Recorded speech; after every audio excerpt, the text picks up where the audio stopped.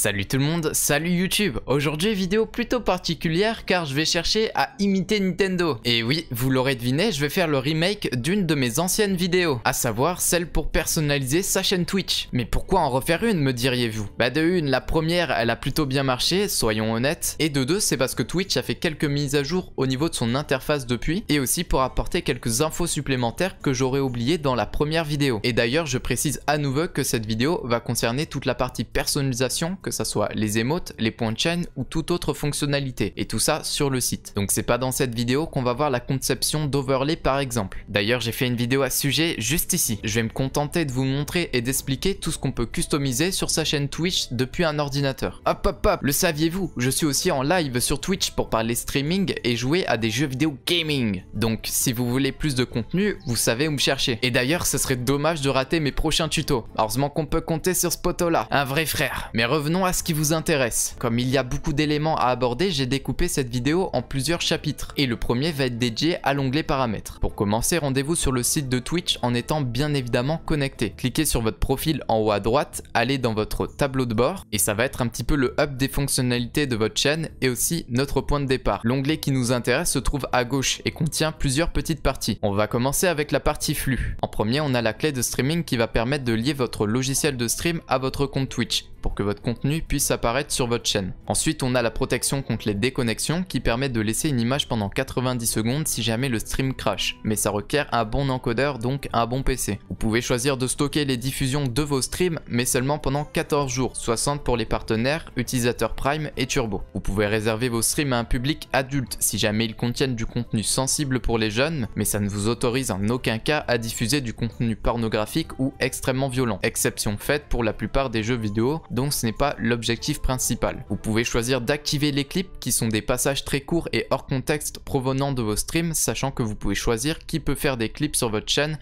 que ce soit les viewers, les followers ou les abonnés. Il y a un mode latence pratique si vous ne voulez pas vous faire stream snipe par vos adversaires sur un jeu, mais dans la plupart des cas, vaut mieux laisser sur latence faible pour un maximum d'interaction. Ici on a les autorisations des chaînes sur lesquelles vous pouvez modifier certains paramètres. Et vous pouvez aussi inviter des personnes à streamer sur votre propre chaîne. Il faut juste saisir leur adresse mail pour leur envoyer une invitation. En ce qui concerne les raids, vous pouvez les autoriser ou non sur votre chaîne. Si certaines personnes sont pas très à l'aise avec le fait d'avoir un rassemblement de personnes d'un seul coup sur son stream. Et enfin, vous pouvez choisir d'afficher s'il y a la possibilité de gagner des récompenses de jeu en regardant vos streams, comme des skins par exemple. Ensuite, on va revenir sur notre menu de gauche, à ne pas confondre avec un certain menu de droite. On va désormais s'attaquer à la partie nommée chaîne, qui se trouve juste en dessous du flux. Déjà, il y a plusieurs petits onglets dans cette partie et on commence avec la bio. Le bandeau qu'on voit ici, c'est un aperçu de nos modifications. D'abord, on a l'identifiant qui est la base du pseudo. J'ai déjà fait une vidéo qui en parle, donc on va pas s'attarder dessus, mais sachez que vous pouvez le modifier ici. Le pseudo affiché, c'est juste pour changer les majuscules de votre identifiant. La bio sert tout simplement à vous présenter vous et votre contenu et vous pouvez écrire jusqu'à 300 caractères. Les liens sociaux, ce sont ces petits boutons là. Pour en rajouter, rentrer un titre et coller le lien du réseau social de votre choix. Faut savoir que les panneaux font normalement partie de cette section, mais ils ne sont toujours pas customisables depuis cet endroit. Si vous voulez en rajouter, vous devez retourner sur votre page de chaîne et aller dans l'onglet bio. Descendez jusqu'à que vous voyez le bouton éditer les panneaux, cliquez dessus et là vous avez la possibilité d'en rajouter un bon paquet. Ne vous en faites pas si vous n'avez pas le même affichage que moi. Cliquez sur le panneau avec le plus et choisissez entre un panneau basique avec soit du texte, une image, un bouton interactif, soit un panneau d'extension. Nous on va prendre celui-ci. Pour créer un bouton interactif par exemple qui mène vers votre chaîne YouTube, rien de plus simple, vous avez juste à ajouter une image et coller le lien qui vous intéresse dans cette section. Si tu veux savoir comment créer toi-même tes propres panneaux, je pense que cette vidéo peut être une piste. Et attention, une fois que vous avez terminé votre panneau, n'oubliez pas de cliquer sur envoyer pour bien qu'il se sauvegarde. Si vous êtes attentif, vous avez vu qu'on peut rajouter un panneau d'extension. On peut aussi retrouver cette fonctionnalité sur le tableau de bord. Cela correspond à des petits gadgets pour avoir plus de fonctionnalités sur votre stream. En cliquant dessus, vous allez avoir les extensions que vous possédez déjà, mais aussi en trouver de nouvelles grâce à l'onglet découverte.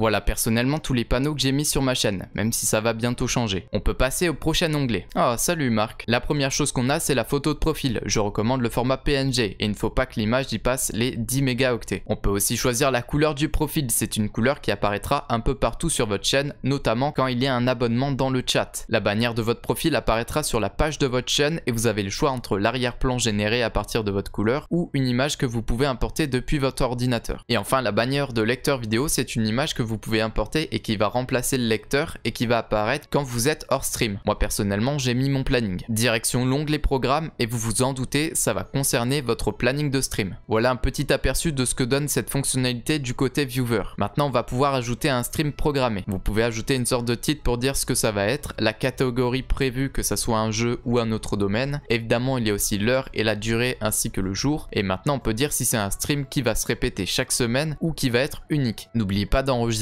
quand vous avez fini. Si vous voulez vous absenter pendant une période, vous pouvez renseigner la date grâce au mode vacances. Et dernier onglet de cette partie, le contenu mis en avant. Vous avez la possibilité de mettre une bande-annonce de 60 secondes maximum qui apparaîtra sur votre page de chaîne. Vous pouvez héberger d'autres chaînes comme celle de votre liste d'hébergement automatique qui apparaîtront sur votre propre chaîne quand vous n'êtes pas en train de diffuser. Il y a aussi les chaînes de votre équipe, si jamais un partenaire Twitch vous a invité dedans ou si vous êtes vous-même partenaire Twitch. Vous pouvez inclure les chaînes qui passent des rediffusions, ainsi que choisir l'ordre de priorité de l'hébergement, par exemple les premiers de votre liste. Et voici la fameuse liste des hôtes que vous voulez héberger. Pour en rajouter, vous avez juste à écrire son pseudo et vous pouvez les déplacer pour modifier l'ordre. Pour ce qui s'agit des catégories récemment streamées, vous pouvez choisir de les afficher ou les masquer. Elles donnent l'information à vos viewers sur quoi vous avez streamé dernièrement. La bibliothèque de streamers, c'est une liste de streamers que vous mettez en avant sur votre propre chaîne. Ça peut être votre liste d'hébergement ou les membres de votre équipe, voire rien du tout. Et enfin, pour ceux qui sont dans une équipe, vous pouvez choisir de partager vos stats et vos revenus avec le créateur de l'équipe pour qu'il puisse les consulter. Et vous pouvez même choisir de quitter l'équipe.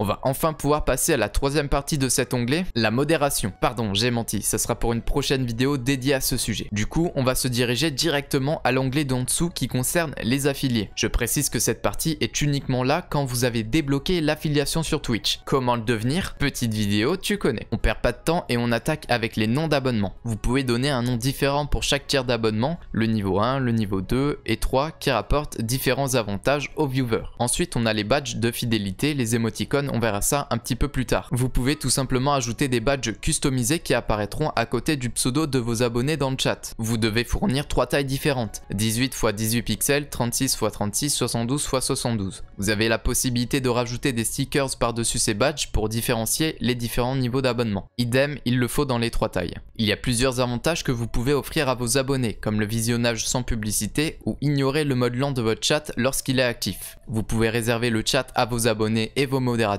mais c'est quasi jamais utilisé à part chez certains gros streamers pour pouvoir mieux modérer le chat. Puis vous avez la possibilité de limiter le visionnage de vos rediffusions juste à vos abonnés. On peut régler le montant minimum de bits qu'on peut vous envoyer et combien de bits il faut pour pouvoir envoyer une émoticône de bits. Les bits, pour ceux qui savent pas, c'est la monnaie virtuelle payante de Twitch. Il existe aussi des badges de niveau de bits. Selon le palier donné, le viewer aura un badge différent. Là aussi, vous pouvez customiser le nom de chaque badge ainsi que son image. Le train de l'hype est un petit événement qui peut être déclenché par ceux qui donnent au moins 100 bits ou ceux qui s'abonnent à votre chaîne. Quand un train de la hype est terminé, les participants seront récompensés par des émoticônes de Twitch. Il y a moyen d'autoriser le train de la hype ou non, de choisir combien il faut d'événements de soutien pour le déclencher, entre 3 et 25, et la difficulté des niveaux du train de la hype à atteindre. On peut choisir la durée de temps de récupération du train, et enfin l'émoticône qui apparaîtra sur le bandeau et la couleur de celui-ci. La suite se trouve dans le classement, et c'est ce petit bandeau qui apparaît au-dessus du chat. Vous pouvez choisir d'afficher dessus les meilleurs donateurs d'abonnement, les meilleurs donateurs de bits, ce sont les cheers, et lequel des deux qui sera affiché par défaut. Et enfin, vous pouvez choisir l'intervalle de temps au bout duquel le classement se réinitialise chaque jour, chaque semaine, chaque mois ou jamais. Vous pouvez choisir de désactiver les publicités pré-live si vous en lancez vous manuellement pendant un certain temps,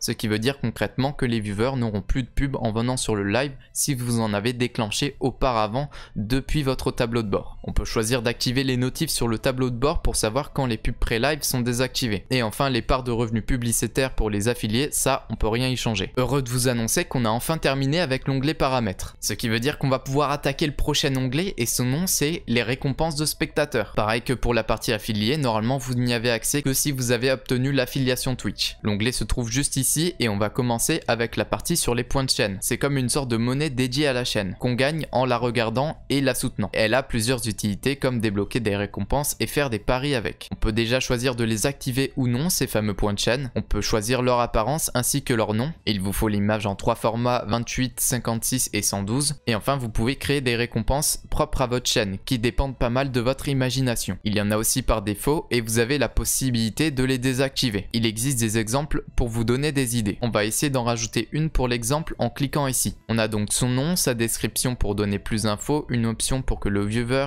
qui a eu la récompense doit écrire quelque chose ou non, le prix en points de chaîne nécessaire, et les icônes au format PNG et de taille 28, 56, 112 et la couleur du bouton de récompense. Ici on a une option pour passer la liste des demandes de récompense ou non, car la récompense apparaîtra sur votre fil d'actualité Twitch. Enfin vous pouvez mettre en place un délai d'attente avec du temps en nombre d'utilisations par stream ou utilisateur. Une fois terminé, appuyez sur créer. On va passer à la partie d'en dessous, celle sur les émoticônes. Je pense que vous savez tout ce qu'est une émoticône, mais quand on vient de passer affilié, on n'a qu'un seul emplacement disponible par tiers d'abonnement. La taille des images importées doivent être elles aussi en 28, 56, 112. Mais en cliquant ici, vous pouvez laisser Twitch les redimensionner pour vous. Évidemment, vous devez aussi lui donner un nom et cliquer sur envoyer. Sachez que vos émotes seront vérifiées par Twitch avant d'atterrir dans les mains de vos chers abonnés. La modification du préfixe est présente que si vous avez changé votre identifiant récemment pour correspondre avec celui-ci. Vous débloquerez un emplacement d'émoticône supplémentaire à chaque palier de points d'abonnement qu'on obtient grâce aux abonnements des viewers.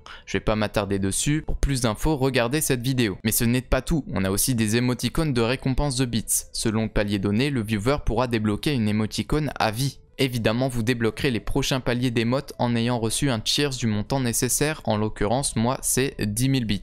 La dernière partie c'est les drops et ça concerne l'activation d'un moyen d'informer les viewers s'il y a des récompenses à gagner, un petit peu comme on a vu tout à l'heure. Vous croyez qu'on en a terminé hein? Il est temps de passer à l'onglet communauté. Il se trouve ici et on va commencer par le gestionnaire de rôles. À cet endroit vous pourrez rajouter ou enlever des rôles à des utilisateurs. Cliquez sur ajouter et tapez son pseudo et choisissez son nouveau rôle. Éditeur est le rôle qui donne le plus de possibilités comme par exemple modifier les infos de diffusion ou diffuser des publicités sur le stream. Les modérateurs c'est pour bannir des utilisateurs dans le chat ou encore les VIP pour leur donner certains avantages comme ignorer le mode lent ou envoyer des liens dans le chat même s'ils ont été désactivés. Et les deux derniers rôles que j'ai cités ont un petit badge pour les différencier. Pour enlever un rôle à quelqu'un vous avez juste à cliquer sur le petit moins. Dans la partie activité il n'y a rien qu'on puisse vraiment customiser, par contre on peut voir sa liste des followers. Vous allez me dire c'est bien beau mais à quoi ça sert? Pour ma part, c'est là que je vais pour enlever des boss indésirables qui se sont follow à la chaîne. Pour les enlever définitivement, cliquez sur chuchoter, une fenêtre va s'ouvrir, cliquez sur l'engrenage et tout simplement bloquez-le. Comme ça, le bot ou autre personne indésirable ne pourra plus interagir avec votre chaîne. Et enfin, on va aborder le dernier onglet de cette vidéo. C'est tout simplement l'onglet contenu. Il va concerner toutes les diffusions et les autres vidéos qui sont stockées sur votre chaîne. On trouve d'abord l'onglet studio vidéo où se trouvent normalement vos rediffusions si vous les avez activées et vos vidéos uploader. Sachant que pour uploader des vidéos depuis votre ordinateur, il vous faut au moins être affilié. Vous pouvez sélectionner vos vidéos pour les supprimer, pour les rendre privées ou publiques. À partir des rediffusions, on peut créer ce qu'on appelle un temps fort pour sauvegarder un moment de celle-ci sur la chaîne. En cliquant sur les trois petits points, vous pourrez modifier vos vidéos, que ce soit le titre, la description, la langue, la catégorie, les tags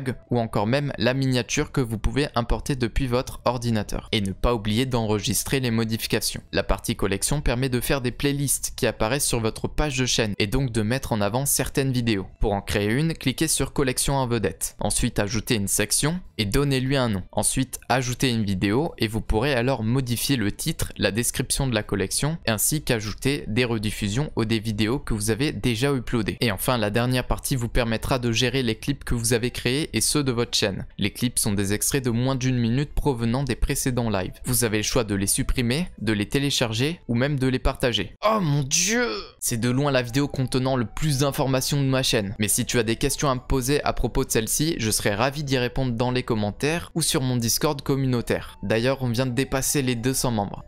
C'est rien, c'est juste une poussière. Cette vidéo étant terminée, je te remercie de l'avoir regardée jusqu'à là. C'est quand même un sacré exploit. J'allais oublier les bonnes manières. Si jamais cette vidéo t'a plu, c'est le moment de me le faire savoir avec un like, en partageant la vidéo ou bien avec un abonnement si c'est pas encore déjà fait. Et si tu trouves mon contenu pas dégueu, attends de voir ce que je fais sur Twitch. Je suis quasi sûr que ça te sera utile ou au moins ça te divertira. Toute chose a une fin et c'est le cas de cette vidéo. Je vous dis à la prochaine, continuez d'avancer et restez gentils. Allez, bye.